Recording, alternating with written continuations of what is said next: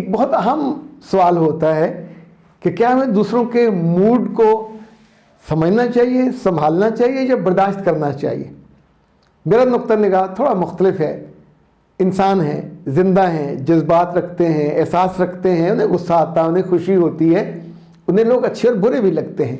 सो लोग या हमारे प्यारे हमारे मूड के पाबंद नहीं हैं, मगर क्या ये ज़रूरी है कि हम भी उनके मूड के पाबंद हों, छोटे हों बड़े हों, या बिल्कुल जो हमारी ज़िंदगी का अहम हिस्सा होते हैं, जब जब ये मूड में हों, इनकी मूड स्विंग्स हों, उस लम्हे जहाँ दरगुजर की जा सकती है वो कर दीजिए, जहाँ दरगुजर नहीं कर सकते उस लम्हे को टाल दीजिए, मगर उसके बाद उसका हाथ पकड़ के बिठाइए और उसे सिर्फ ये बताइए कि तुम प्यारे हो, तुम खूबसूरत हो, तुम काबिल तवज्जो भी हो और काबिल तकलीद भी। मगर अगर तुम मूड के गुलाम बनोगे, तुम्हें गुस्सा आया गुस्से का इजहार कर दोगे,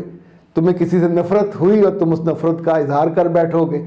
और तुम्हें किसी पे यानी जो भी तुम्हारे मन में आया और तुम वो कह दोगे,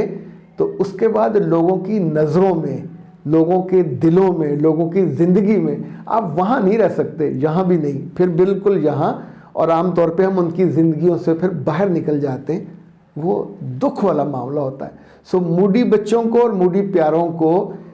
उस लिमिट का बताना चाहिए और उस लिमिट से निकलने का नुकसान भी बताना चाहिए।